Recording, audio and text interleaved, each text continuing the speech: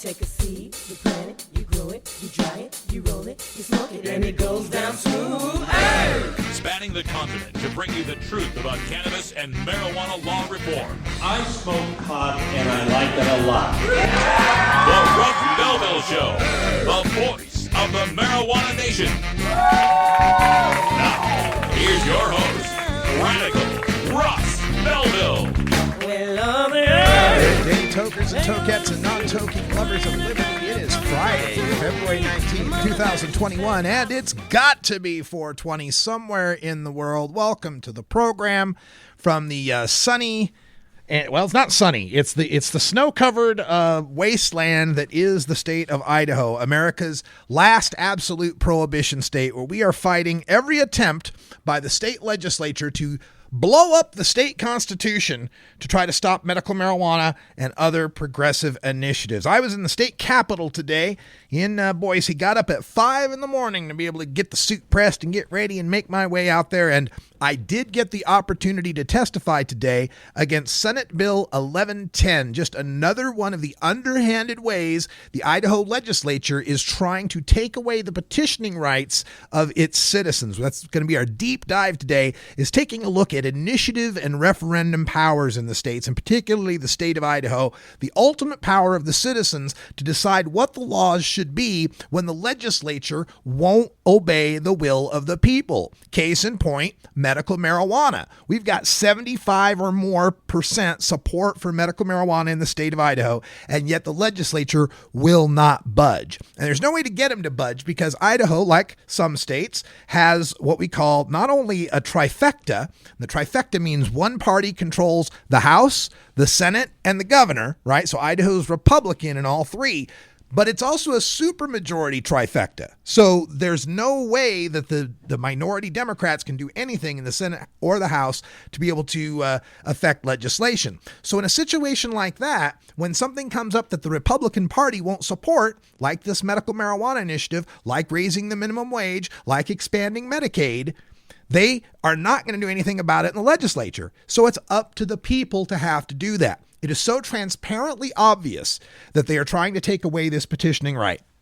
To give you just a kind of a thumbnail sketch of what's going on in the state of Idaho, their first broadside against our attempts to get medical marijuana is SJR 101. And this is a proposed constitutional amendment to put drug prohibition in the state constitution so nobody can ever run an amendment on it or an initiative on it. Right? If it's in the state constitution, initiatives can't touch it because the people in Idaho can only propose initiatives. They can't propose constitutional amendments to repeal other amendments. So that was the first broadside. Came out of this same committee, the Senate State Affairs Committee, made it to the Senate floor and got passed. It's in the House right now. So they're already just trying to take medical marijuana out of the realm of citizen initiatives altogether, make medical marijuana impossible to do.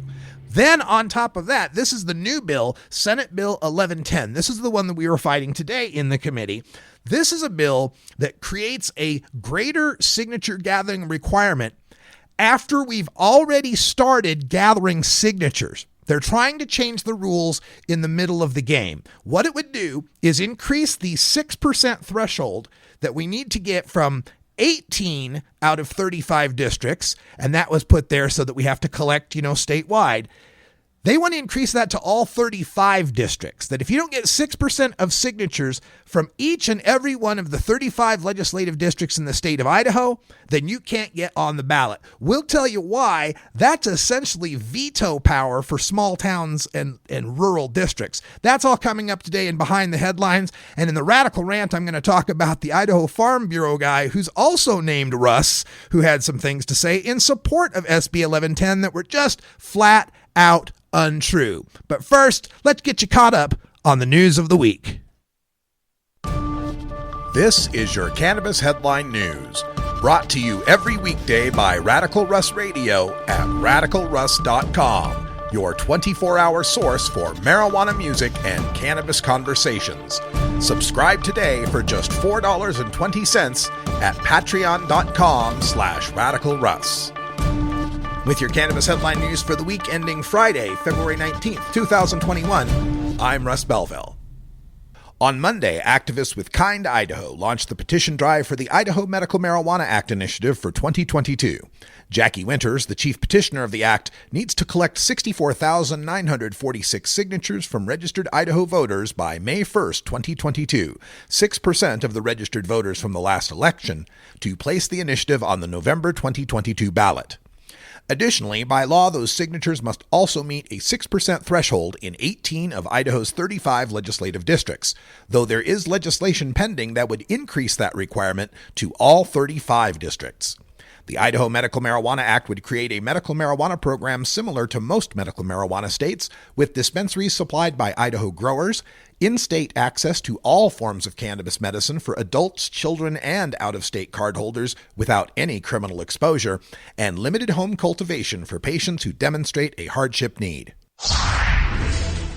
New Mexico lawmakers on Saturday considered a pair of competing bills to legalize marijuana, but failed to hold a vote after the hearing ran long. The committee will return to the issue Monday, when members are also expected to take up possible amendments to the proposals. Lawmakers have introduced a bevy of legalization legislation so far in the state's 2021 legislative session, which is approaching its midpoint and is scheduled to end on March 20. In addition to the two House measures weighed at Saturday's 3-hour-long Health and Human Services Committee hearing, 3 others have been filed in the Senate. All 5 bills would legalize use and commercial sales of marijuana and set tax rates between 16 and 20%. In Mississippi Thursday, Senate Bill 2765, the Mississippi Medical Cannabis Act, failed in a 30-21 vote. The bill was authored by Senator Kevin Blackwell, who said the intent of the bill was not to replace or overshadow Initiative 65, but to offer an alternative program for the state in the event the Supreme Court invalidates Initiative 65 in upcoming suits that have been filed. Major changes were made to the original bill in the form of amendments, but the bill was ultimately held on a motion to reconsider. But after officially adjourning on Thursday at 11:45 p.m., the Senate returned at 12:01 a.m. on Friday morning, a procedural move that allowed them to take up items on the motion to reconsider calendar. Making their way through the list, they came to SB 2765 shortly after 12:30 a.m., and the bill passed by a vote of 30-19. It will now move to the House. A 20-year-old Kansas lawmaker introduced a bill on Tuesday to broadly decriminalize drug possession in the state. Representative Aaron Coleman, a Democrat who defeated a 7-term incumbent in a Democratic primary last year, filed the legislation. He told Marijuana Moment in a phone interview on Wednesday that he was inspired by a voter-approved initiative in Oregon that ends the threat of jail time for simple drug possession. Under his proposal, possession of controlled substances for personal use would be considered a civil offense, punishable by a $100 fine. For people caught in possession of drugs other than marijuana, prosecutors would also refer them to mandatory treatment, and failure to comply could result in a misdemeanor conviction that carries up to 5 days in jail, a maximum $250 fine, and 6 months probation. After receiving multiple inquiries about leasing airport land to businesses that grow marijuana, the Federal Aviation Administration, or FAA, said doing so, quote, presents serious problems under federal law, end quote. That revelation came in a little-noticed 2019 memo. The FAA memo is creating complications in Springerville, Arizona, where the town council rezoned former municipal airport land and approved a lease agreement late last year with a cannabis company that plans to cultivate marijuana on the property, as first reported by the White Mountain Independent. Quote, the primary purpose of a cultivation operation is for commercial production and distribution of marijuana. A commercial marijuana distribution operation violates the Controlled Substances Act and constitutes a felony under federal law, the memo says. Consequently, a lease to cultivate marijuana for public distribution would be unlawful, end quote. Following weeks of negotiations with the governor, a top New Jersey lawmaker said on Wednesday that he is abandoning revised compromise legislation to implement marijuana regulations in the state. It's been more than 3 months since New Jersey voters approved an adult-use cannabis legalization referendum. In December, lawmakers sent Governor Phil Murphy a pair of bills to implement legal sales and decriminalize possession, but a dispute with the governor over his desire to see penalties instituted for underage people has stalled the process. There have been repeated attempts to reach an agreement on the issue, including the introduction of an earlier version of a cleanup bill that cleared an Assembly committee late last month, but a top senator signaled that negotiations are over with respect to his chamber's measure. A bill to legalize marijuana in Minnesota was approved by a House committee on Wednesday, the first of up to a dozen panels that are expected to take up the reform legislation in the weeks to come in advance of a floor vote. House Majority Leader Ryan Winkler, Speaker Melissa Hortman, and other lawmakers filed the measure earlier this month. It would allow adults 21 and older to purchase and possess up to 1.5 ounces of cannabis and cultivate up to 8 plants, 4 of which could be mature. The House Commerce, Finance, and Policy Committee passed the bill in a 10-7 vote. A second hearing on the proposal is scheduled in the Labor, Industry, Veterans, and Military Affairs, Finance, and Policy Committee for February 23rd. Lawmakers in Hawaii voted to advance 2 marijuana bills on Tuesday, one to legalize and regulate cannabis for adults 21 and older, and another to increase the amount that is covered under the state's existing decriminalization law. A separate proposal to legalize psilocybin mushrooms for therapeutic use, meanwhile, is set to be heard on Friday. Hawaii decriminalized up to 3 grams of marijuana, enough for a few joints, under a 2019 law that took effect last year, replacing criminal penalties with a $130 fine. This year's bill, SB 758, would increase the possession threshold to 1 ounce, or about 28.5 grams. A separate bill, SB 767, would legalize marijuana and allow licensed businesses to cultivate, produce, and sell cannabis products. It would also allow adults to grow up to 3 mature plants for personal use. A bill to significantly expand marijuana decriminalization in North Dakota cleared a key House committee on Tuesday, while a proposed resolution to have voters decide on legalizing cannabis in 2022 was defeated by the panel. That said, the sponsor of the decriminalization legislation said she'd ask the legislature to defeat it if a separate bill to legalize adult-use cannabis ends up getting approved. Under the current statute, possession of half an ounce or less of cannabis is an infraction, punishable by a fine of up to $1,000 with no jail time. The new proposal would make possession of up to an ounce a non-criminal offense that carries a $50 fine. Further, possession of more than 1 ounce and less than 250 grams would be treated as an infraction, rather than a Class B misdemeanor, as it is currently classified. California activists are taking another shot at placing a ballot initiative before voters to legalize psilocybin mushrooms statewide, this time in 2022. Decriminalized California attempted to get a similar measure on the November 2020 ballot, but they faced signature-gathering complications due to the coronavirus pandemic and ultimately abandoned that effort. Advocates recognize that they will face similar challenges as the campaign gets running for the upcoming cycle, but they're confident that they will have the resources and experience to prevail this round. Unlike Decriminalize California's earlier 2020 initiative, however, this new one would only allow adults 21 and older to engage in such activities rather than those 18 and older. It was also changed to stipulate that the process for getting prior psilocybin convictions expunged would be voluntary instead of automatic, which would reduce the projected cost of the measure in the ballot title and summary that voters will see. Finally, certain definitions were revised when it comes to therapeutic use of the psychedelic. More than a dozen members of Congress have stepped up their push for President Joe Biden to grant mass clemency for people with federal marijuana convictions, taking to Twitter to amplify a sign-on letter they sent to the White House urging the action. Shortly after the letter was released, with 37 congressional signatories, members gave it a signal boost with a flood of social media posts directed at the president. They want Biden to follow the lead of Presidents Gerald Ford and Jimmy Carter, who used executive authority in the 1970s to categorically forgive Americans who avoided the draft for the Vietnam War.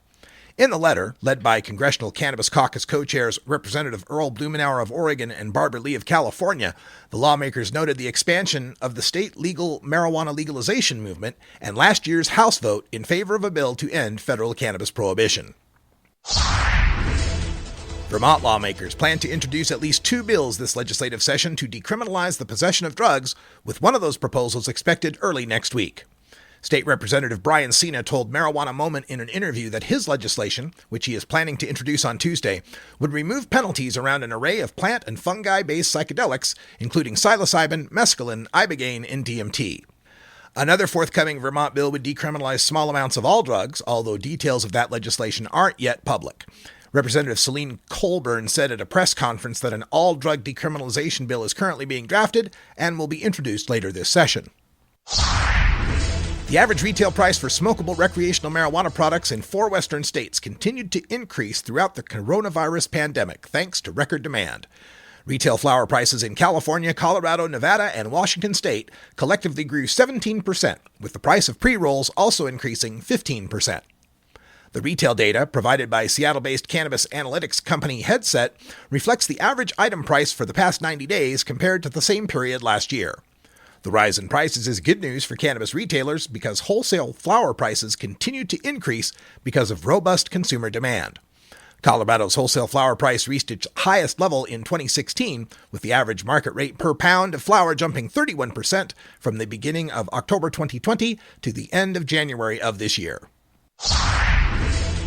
The Oklahoma House on Thursday approved extending the length of medical marijuana licenses granted to out-of-state residents. On a vote of 52 to 32, the House approved legislation to extend non-resident medical marijuana licenses from 30 days to 2 years. House Bill 2022 would also open non-resident medical marijuana licenses up to residents from all 50 states. Currently, only medical marijuana license holders from other states with medical marijuana programs are eligible for a non-resident license to buy, use, and grow medical marijuana in Oklahoma. Quote, "It does allow all 50 states to come to the state of Oklahoma for their medical needs," said Representative Scott Fettgatter, the proponent of the legislation.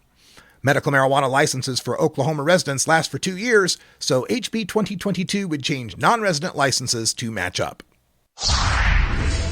Efforts to thwart voter-approved marijuana legalization in Mississippi, Montana, and South Dakota are evidence of a playbook that reflects new legal strategies and a greater willingness among local government officials to nullify election results, experts say. Those efforts, led by anti-marijuana politicians and other opponents, threaten to stop or delay the implementation of new medical and recreational cannabis markets that would generate hundreds of millions of dollars in sales a year. In Idaho, some state lawmakers are even trying to preemptively ban marijuana legalization through an amendment to the state constitution. Today, lawmakers advanced a separate bill aimed at making such ballot initiatives almost impossible to qualify. And more recently, lawmakers in Utah enacted a much narrower medical cannabis program than was called for by a voter-approved citizen initiative. The Nebraska Supreme Court shot down a medical marijuana initiative before November 3rd, saying it violated the state's single subject rule for ballot measures. That rule bars packing multiple issues into a single yes or no question. And a South Dakota judge has recently ruled that the state's recreational marijuana initiative passed last election also violates the single subject rule. This has been your Cannabis Headline News for the week ending Friday, February 19th, 2021. I'm Russ Belville. Cannabis Headline News is heard at the top of every hour on Radical Russ Radio, and Friday's news is contained within the free Russ Belville Show live podcast. For daily downloads of Cannabis Headline News podcast to your device every morning, subscribe by becoming a patron of Radical Russ Radio. So we've got more coming up on the news. Specifically, we'll be talking about Idaho's SB 1110. That's the bill to try to make it just about impossible to get anything on the ballot as a citizen initiative petition. And that last story, I think, really highlights what we're talking about. And it's that our opponents have recognized they can't win democratically, so they have to try to win undemocratically. They have to either prevent us from putting it on the ballot or try to stop us from voting when it gets on the ballot. And you know, there's that old Nemo little poem of, you know, first they came for the trade unionists, but I was not a trade unionist, so I didn't speak up. Well, you folks out there that don't care much about marijuana or look down at marijuana, maybe you're right-wingers or whatever, hey, this is the power of the people we're talking about here, and if they take it away from us, they can take it away from anybody. You got to support democracy, regardless of what the issue is that we're talking about. And it's, as I say, patently unfair to change the rules in the middle of the game now that we're already gathering signatures. But that's what they're trying to do. So coming up here after the break, I've got testimony from the people who testified today. And just to give you a look at how unpopular this is, when they first announced this hearing, you know, they're allowing people to testify online. You know, we've got the coronavirus going on, so they're using Zoom and such to be able to connect and let people from all over the state testify. They had so many people sign up to testify, it overloaded the queue. This was on Wednesday. They had over 100 people. They had mentioned it only holds 100, and it was overloaded, so much so that people were calling in to the Senate, calling into the committee on the phone saying, hey, I can't sign in. It's not letting me in. So many people wanted to testify against this. And the testimony on Wednesday was 14-6 against. The testimony today was 20-3 against. We had almost 80% of the testimony against this bill. So, of course, the committee voted about 80% in favor of the bill, which just highlights why we need the initiative power. Oh, good. Whew. Glad to hear that bell. It's 20 after. That means it's 4:20 here in the Mountain Time Zone. Smoke them if you got them. We got to take our union-mandated safety briefing. I'll give you a topic to discuss. Holy Roman Empire. Was it holy? Was it Roman? Was it empire? Discuss. Be right back after this.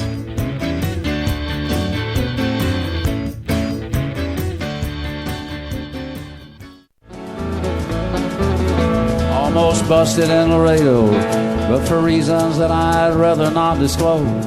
I smoke pot, and I like it a lot.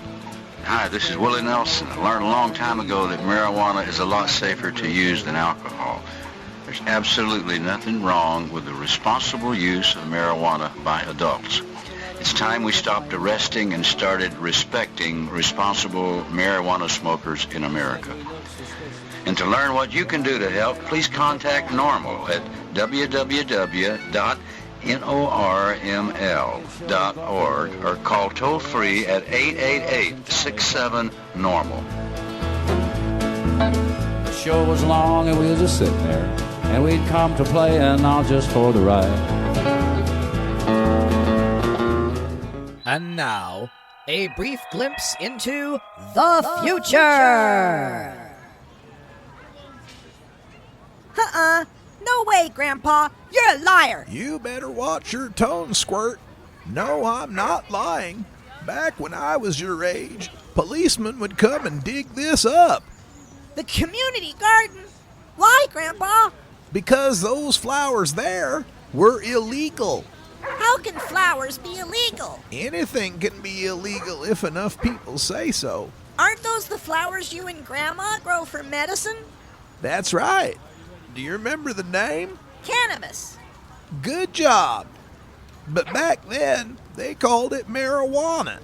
And when we were young, if anybody knew you were growing marijuana, the police could come and break down your door and take you away to prison, sometimes for the rest of your life. Oh, no. Grandpa, they're not going to take you and Grandma away, are they? No, Squirt. Enough people decided a long time ago that flowers shouldn't be illegal anymore. Oh, that's good. Making flowers illegal was dumb. It sure was, Squirt. It sure was. This has been a look into the future. Radical Russ here, reminding you that marijuana legalization doesn't just happen. Smart, dedicated activists have put their freedom and future on the line to make it happen. Like the activists at MPP, the Marijuana Policy Project. MPP has coordinated efforts to pass most of the successful medical marijuana and legalization initiatives since the late 1990s. Learn more about the project and donate today at mpp.org. And keep it here on Radical Russ Radio for conversations with leaders from this organization, the best marijuana music, and the latest news about cannabis.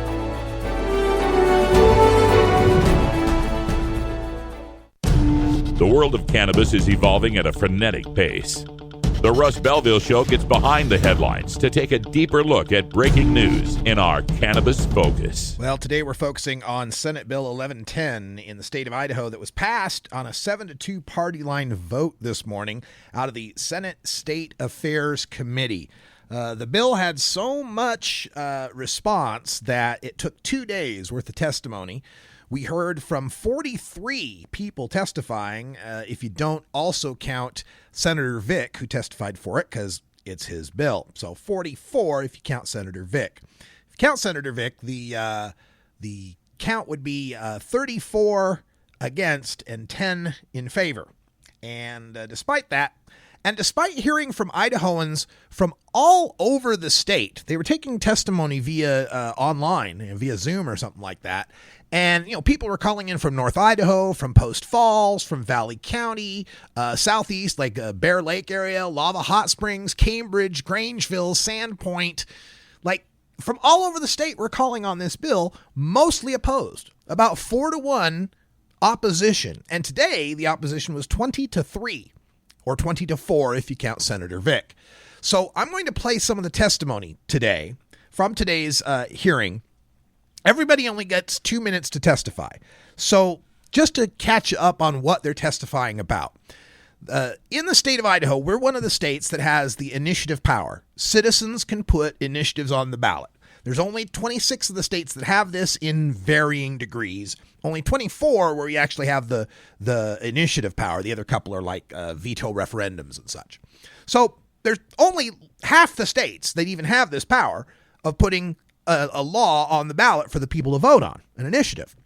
Of these states, there are, I think, just 9 that have no geographic requirement, no distribution requirement. Oregon and California are examples of this. You need to get X number of signatures across the state. Doesn't matter where they came from. As long as you get X number of signatures, it's on the ballot. The rest of the states have some sort of geographic requirement. It can be based on counties, state legislative districts, or congressional districts. So some of the initiative states, they based on counties. You got to get like 1/5 of all the counties signed on, or you can't get any more votes than half from a certain county, whatever. So they have county limits. Idaho is one of the states that has a legislative district requirement.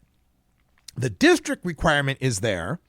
Presumably, the intent of it is so that you can't just sit in the city and gather all the signatures. You've got to go out to the country. You got to go out to the rural areas and get some signatures there too to show that there's statewide support. Now, this is kind of like the Electoral College in that it presupposes where you live should make a difference in a democracy. Because you decided to live far apart from other people, your vote should count more than the people who chose to live close together?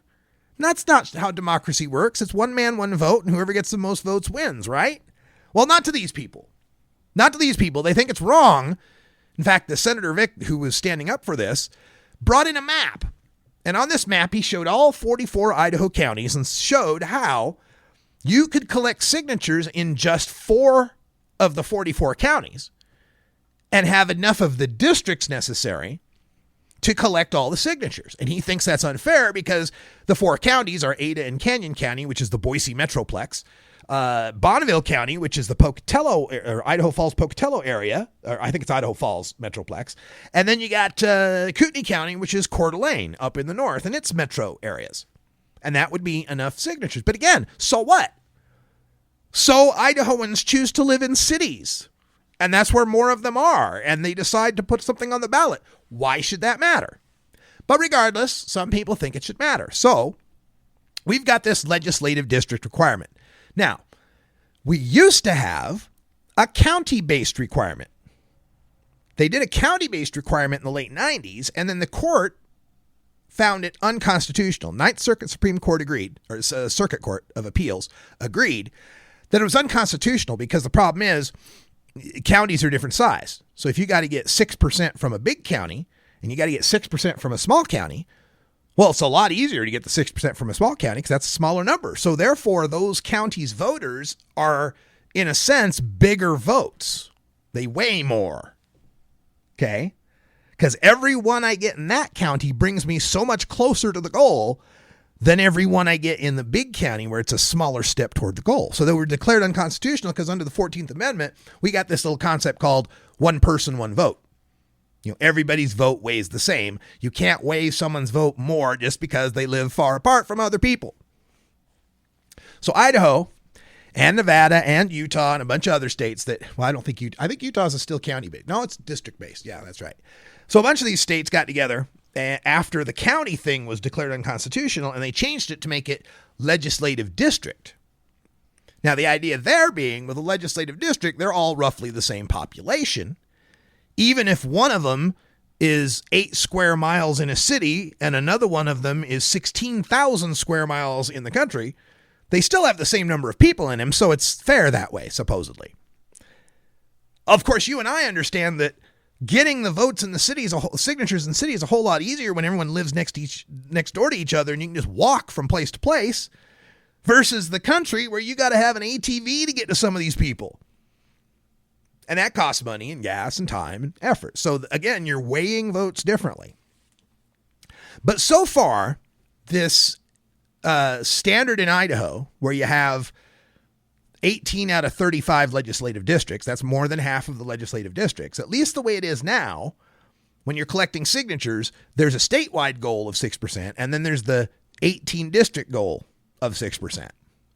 Senator Vick's bill would raise that to all 35 districts. You'd have to get 6% in all of 35 districts. Now, he says that doesn't really raise the signature gathering requirement, but it does. Because when I have a goal of 18 districts and a statewide goal, then I'm going to target those 18 districts to have a certain number of signatures plus a percentage for padding. I got to pad that a little because some signatures are going to be bad. And statewide, I got to have a pad of so much. But when you make it 35 districts, I got to have a pad for all 35 districts. And now that's increasing my total goal that I need to realistically get to be able to get my thing on the ballot. Because you're not collecting exactly 6% from each district. So the testimony and my testimony will go into some of the difficulties with this, but the short version is they're trying to make it harder or impossible for people to get stuff on the ballot. Let's start with Lori Burrell. She's a representative of the National Organization for Women. My name is Lori Burrell, and I'm here today representing the National Organization for Women Southwest Idaho chapter. Our mission is to help make Idaho a better, safer place for women and girls. And I'm here today in strong opposition to Senate Bill 1110. Honestly, I feel like this is deja vu all over again because I remember testifying on remarkably similar bills in 2019. And as you may recall, those bills were vetoed. And yet here we are again. I've submitted written testimony, so I just want to go over really fast how hard we worked to get Medicaid expansion passed. Many members of our local chapter of the National Organization for Women worked countless hours to help pass Medicaid expansion. We attended events like Tree Fort. We went door to door in urban and rural areas. And I remember one day I walked 8 miles to get 5 signatures in a rural area in Kenyon County. And I felt that every one of those signatures was just as worthy as days that I was able to get more signatures in urban areas. We became notaries. We notarized thousands of petitions. We carefully counted signatures to make sure we had met the already strenuous requirements for getting initiative on the ballot. And once we had helped qualify the initiative for the ballot, we then knocked on thousands more doors to ask people to support it. This was a Herculean effort to solve a problem that the legislature had failed to tackle for 6 years. And imagine if we still had all those tens of thousands of Idahoans with no access to affordable health care as we manage the current pandemic. So in short, it's very difficult to get an initiative on the ballot. It should be very difficult to get an initiative on the ballot. Your time is expired. Please vote to hold Senate Bill 1110 in committee, and thank you for your time. My name is Lauren Bramwell. I'm testifying today on behalf of the ACLU of Idaho. We ask you to oppose Senate Bill 1110. The ACLU of Idaho stands before you today in opposition to Senate Bill 1110, which will severely burden Idahoans' access to the initiative and referendum process. If passed, this legislation is likely to spur legal challenges under the Idaho State Constitution and the First and 14th Amendments. We urge you, members of the committee, to honor Idaho's constitutional promise to its people and to vote against legislation that will likely result in unnecessary litigation.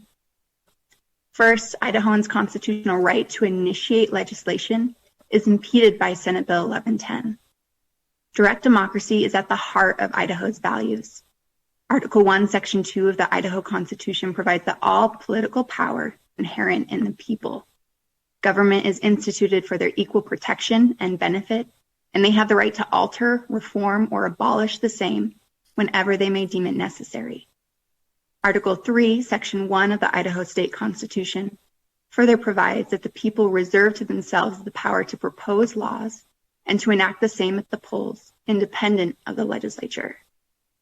The legislature cannot violate the reserved right of the people to propose laws and enact them at the polls. Yet if passed, this legislation will do just that.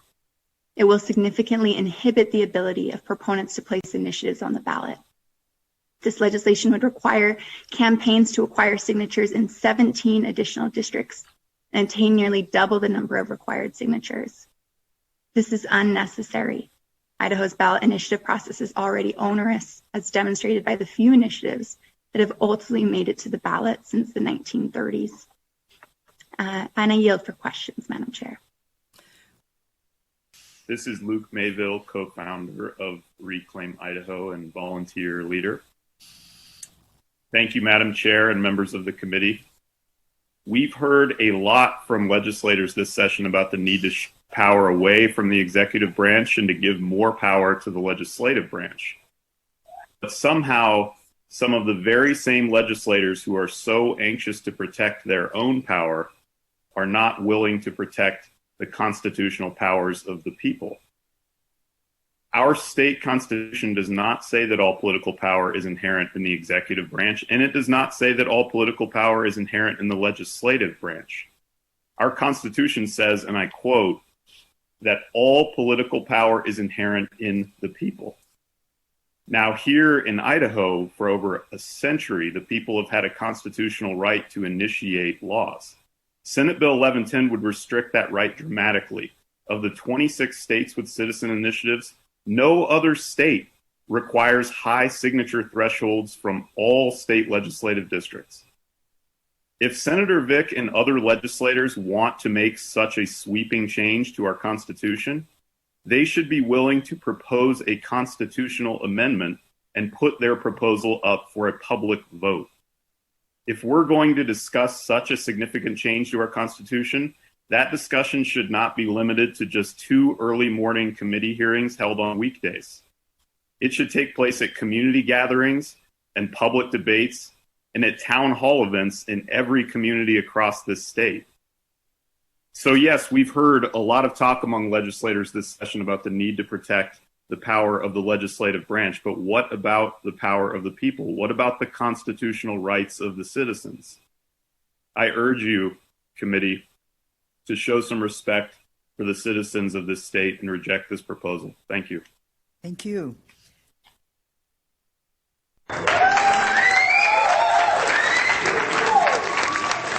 So that's testimony on SB 1110. You heard first from a representative from the National Organization for Women, Lori Burrell. Second from Lauren Bramwell from the ACLU.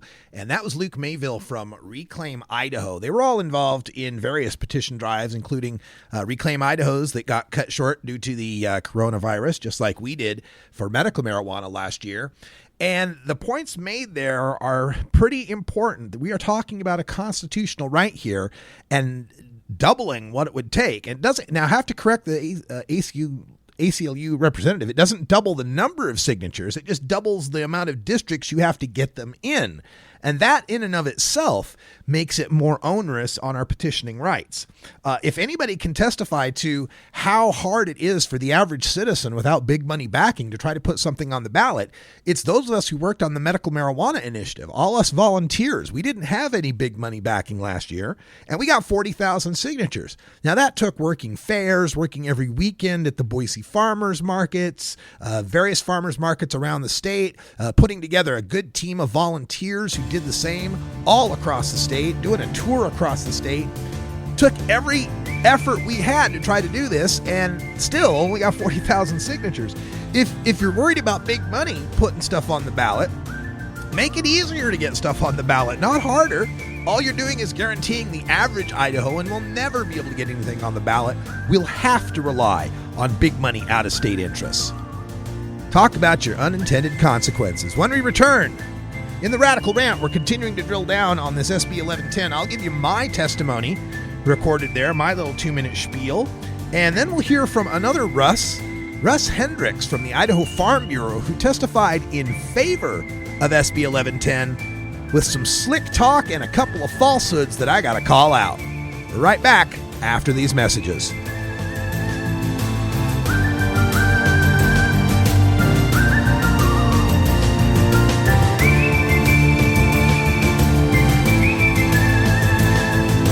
You're not high. You're listening to the Russ Belville Show. But I'm getting some very negative reports coming out of Colorado as to what's happening. Okay, well, maybe you're high, too.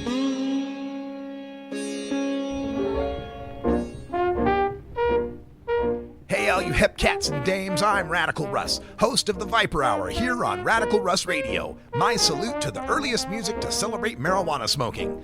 Check the replay times at radicalruss.com/schedule and join me for an hour of reefer jazz and jive blues from the 1900s to the 1960s. On the Viper Hour, I prove that cannabis culture is American culture. You're listening to Radical Russ Radio, where it's 420, 24/7, 365.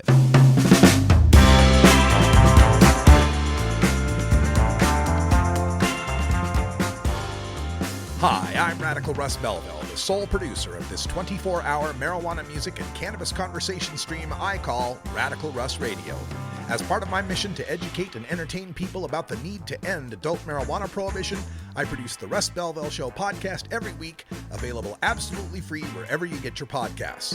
For those of you who'd like to help support my mission financially, you can become a Radical Russ Radio VIP at patreon.com/radicalruss or by clicking the link for Toker Talk Radio in the main menu. For just $4.20 a month, VIPs will receive the exclusive download of Hour 2 of my podcast, Toker Talk Radio, every week, as well as the 5-minute cannabis headline news every weekday. Upgrade to the $14.20 a month tier, and you'll get those podcasts and a set of custom patriotic pro-marijuana stickers from me every quarter. And if you can afford to support Radical Russ Radio at $44.20 a month, you get my podcast, and each quarter you receive a poster, then a mug, then a t-shirt, and finally a hoodie that proclaim your support for ending adult marijuana prohibition. I literally cannot do this without you. Your support enables me to continue my life's work, and I thank you for it. Visit patreon.com/radicalruss and become a Radical Russ Radio VIP today.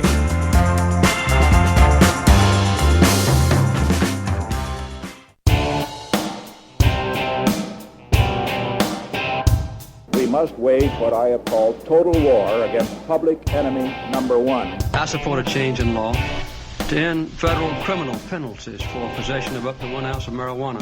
That marijuana, pot, grass, whatever you want to call it, is probably the most dangerous drug. Some think there won't be room for them in jail. We'll make room. I experimented with marijuana a time or two, and I didn't like it and didn't inhale. One major responsibility is to encourage people to use less drugs. Entirely legitimate topic for debate. Radical Rant.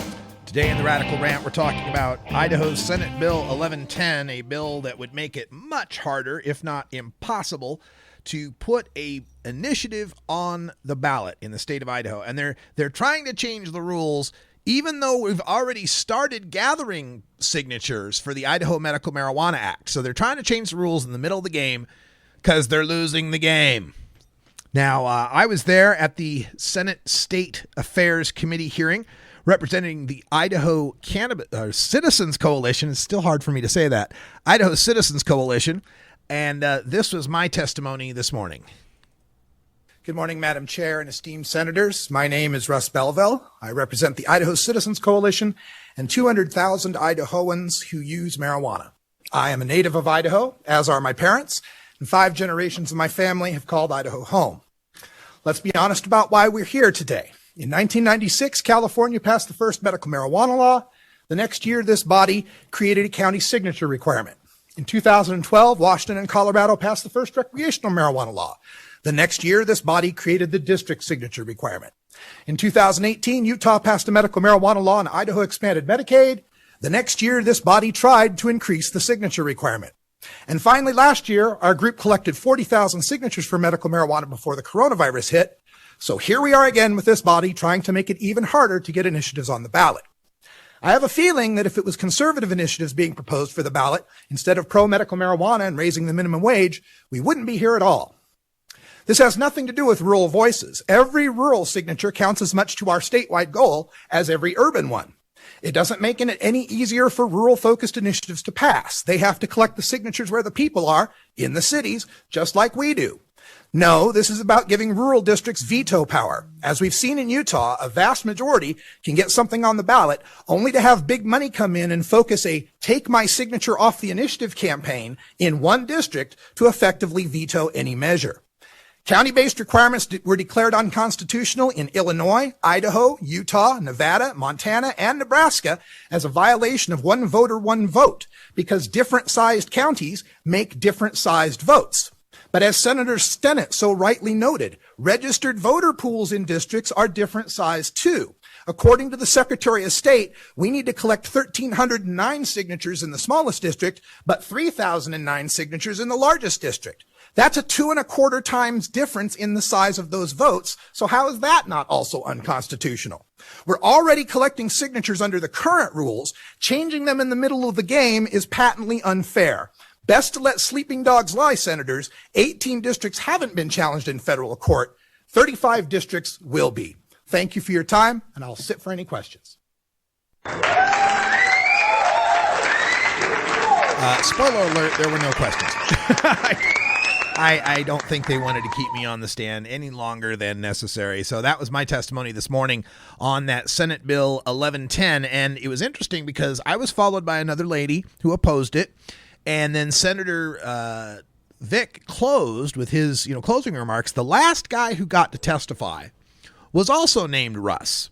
And this guy's name is Russ Hendricks, and he's with the Idaho Farm Bureau. And he testified in support of SB 1110. I'm going to play for you his full testimony and the question and answer that he got from the committee, which, of course, no one else that opposed it got any questions. But, yeah, the supporter, they get some questions. I'll play the whole thing for you, and then I want to break it down because I got to be honest. I actually have some begrudging respect for the guy in a professional sense, as someone who's lobbying, someone who's testifying, who's very good at their craft. I got to give him props on that because he's cool, calm, and collected and sounds like he's got his facts down. Now, you know me, I look shit up, so we're gonna tear this apart, but let me play the whole thing for you first. My name is Carol Mendicola. Not you, Carol. I live in Boise. Thank you for your patience today. My name is Russ Hendricks on behalf of the more than 80,500 Idaho families who are members of the Idaho Farm Bureau. We are fully in support of Senate Bill 1110, and we appreciate Senator Vic for bringing this forward. Senate Bill 1110 does not increase the number of signatures required. Senate Bill 1110 simply ensures that the same total number of signatures are spread out across the entire state. Our members believe that if an issue is so important and so compelling that it must go before the people, then all areas of the state should have a say in the process of getting it there. Now, there have been no issues raised by opponents to this bill in the hearing that have not already been squarely addressed by federal courts. In each of these instances, the courts have found that a geographic requirement such as this is acceptable. As long as they've been based on equipopulous districts, the courts have upheld the all districts rule every time. I would also like to address the assertion that one district would have a veto over everyone else. It would be a stupendous feat to organize more than 94% of the registered voters in any district to refuse to sign a petition. It is much more plausible that the idea is just not good for those residents. If an idea cannot garner approximately 1,735 signatures in an entire district, it is probably a bad idea. Finally, just this past year, A federal district court has upheld Idaho's current geographic requirement.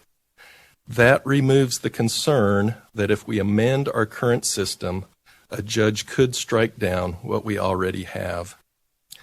In closing, we are confident that Senate Bill 1110 will accomplish exactly what it purports to do, which is to ensure that there is minimal support across the entire state prior to a measure qualifying for the ballot. I appreciate your time, and thank you. I'd be happy to answer any questions. Thank you. Madam Chair. Yes, Senator Stennett. Thank you, Madam Chair. Good morning. So you said that if it were to pass, get the requirements from 34 of the counties, but not one of them, then inherently everybody who worked so hard in the 34 counties, it must not be a good idea, and their opinion is not valuable compared to the one county. You were saying that if you don't meet the 35 threshold, let's say you meet the 34 threshold and the overwhelming majority of everybody wants an initiative to be put on the ballot, how is that not give the one county who decides not to participate anymore or less power? Mr. Hendricks. Madam Chairman and Senator Stennett, what I said is if they are not able to garner 1,735 signatures roughly in a legislative district, that indicates to me that the people in that district do not feel that that is a good thing for them, that they feel like it would be a burden or a negative or a imposition upon them, and so they didn't feel it was a good thing. And so how is it that the rest of the state could impose upon a district something that's not good for them? That is not protecting the rights of the citizens. That's why we believe that this proposal is a benefit because it is protecting the rights of citizens. It is inclusive and getting everybody's opinion. Follow-up, Madam Chair. Senator Stennett. Thank you. So it imposes the will of one county or district on the others because the vast majority would have spoken if 34 of the counties or the districts had decided and one didn't. So you're giving the will of one district a lot more power than the wishes of 34. Mr. Hendricks. Madam Chair and Senator Stennett, I guess we're looking at it from opposite perspectives. Again, we're not looking at a majority of the people in every district. We're looking at simply 6% of the registered voters. So there may be minimal support in 34 districts. But if you can't get 6% in that other district, that means that 95+ % of the registered voters think that's a bad idea. I guess we'll just disagree on the formula. Thank you. Yeah, so let's tear this stuff down just a little bit, because it is not, as he is pointing out, that if you can't get 1,700 signatures in a district, and by the way, the average is actually 1,856. You know me, I look shit up. The difference is not that it's a bad idea because you weren't able to get that many signatures in a district. When we're talking about a district like District 8 that is 15,279 square miles, it may be that you didn't have the gas money to get that many signatures in the district. There could be a whole lot of support in the district. And for all of this talk of, rural areas, boo-hoo, rural areas aren't getting enough attention, here's what you do. Number one, how about we come up with electronic signatures? Allow for electronic signatures so it doesn't matter where you live as long as you got internet access. And while we're at it, let's boost some rural internet access. But if you're really concerned about the rural voice, you would allow the internet as a way to be able to sign, just like you're allowing the internet as a way to be able to testify. But I want to pick this apart piece by piece because it was a work of art that definitely deserves some debunking. So let's start with his first assertion about the same number of signatures. Senate Bill 1110 does not increase the number of signatures required. Senate Bill 1110 simply ensures that the same total number of signatures are spread out across the entire state. Now, this is one of these statements that is technically true, but intentionally deceptive. Yes, it is true. 6% of the whole is mathematically the same as 6% of all the parts. We can do this real simple, right? Imagine a pizza, okay? You got a pizza. Take a quarter of that pizza out, right? 25% of the pizza. You can imagine 1/4 slice of a whole round pizza, right? All right. Now put that quarter slice back in. Now slice it back up in the traditional, 8 slices in a pizza. And then from each of those 8 slices, take 25% of the slice. You'd end up with the same amount of pizza. 25% of 8 slices is the same as 25% of one pizza. So he's technically right that 6% of 35 districts is the same as 6% statewide. But this intentionally forgets or omits, depending on how you want to look at it, the reality of what's going on. Because right now, it's not just 6% statewide you got to get. It's also 6% of 18 districts. So when you're setting a target for 18 districts, you're going to set it at higher than 6%.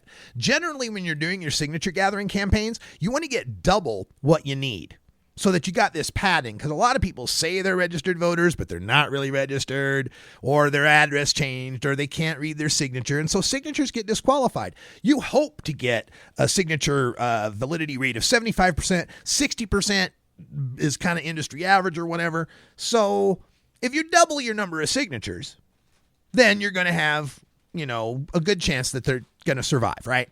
So currently there's a statewide goal of 6%, so you're going to double that and need 12%. And 18 districts have a 6% goal that you're going to double and make 12%. So you got 18 little 12% goals and one big 12% goal. Well, when you make it 35 districts, now you're saying you got that double goal that you have to meet in all those districts. So it's still the same number, but districts differ in how easy it is to get signatures. You go to District 16, it's Garden City and a little bit of Fairview Avenue area. It's the city. You can walk the blocks and go door to door and get signatures. But you're talking District 8, 15,279 square miles that comprises 5 counties in the wilderness area. We're talking mountain roads to get to places like Chalice and Stanley, right? McCall, Donnelly, Emmett, Idaho City. These kind of places, a lot harder to get signatures. So signatures aren't equal. With the 18 district thing, you can have these goals in Ada Canyon, Bonneville, and Kootenai County, where it's cheaper to get signatures because they're cities. But you also got the statewide goal that means that these rural signatures also mean something to you. By requiring 35 out of 35, you're just making it more expensive because now you got to canvass all of those rural districts. Now, that's their point. They say, well, you should have to canvass those rural districts. Well, okay, but if you make that the situation, then the only people that can afford to put stuff on the ballot are going to be the people with big money, out-of-state interests, which we keep hearing from Senator Lodge and others is the big boogeyman. We don't want big money, out-of-state interests coming in and changing the way Idaho is Idaho. We want Idaho to be Idaho. Okay. Then why would you set up the situation where the only people that can change the law are big money out-of-state interests? It seems contrary to what you say your goals are. And the other part of this is consider that it is a different set. I made this analogy, right? Say you got a ticket to an amusement park and it allowed you to ride the roller coaster 5 times. But there was another ticket you could get to the amusement park that allowed you to roll each once on the roller coaster, the Ferris wheel, the bumper cars, the log ride, and the funhouse. Both of them are 5 rides, right? Well, why do you care? Would you think those 2 tickets are equal? Whether you think one's better than the other, you might like the variety or you might like all roller coasters, but you can't say they're the same, even though technically the number is the same. They're 5 of each. Well, that's what I'm saying with districts. Yeah, 6% of 35 districts is the same as 6% statewide, but they're not the same. because they're different votes. And it's harder to get them. We're going to discuss this more in depth coming up here in hour 2. If you're listening on the free podcast, you can get hour 2 by subscribing at patreon.com/radicalruss for just $4.20 a month. And for everyone here in America's last absolute prohibition state, I'm Radical Russ. Thanks for joining us, and until next time, take care of each other, tokers. You try it, you roll it, you smoke it. Until you see it, you plant it, you grow it, you try it, you roll it, you smoke it, and it goes down smooth. Hey!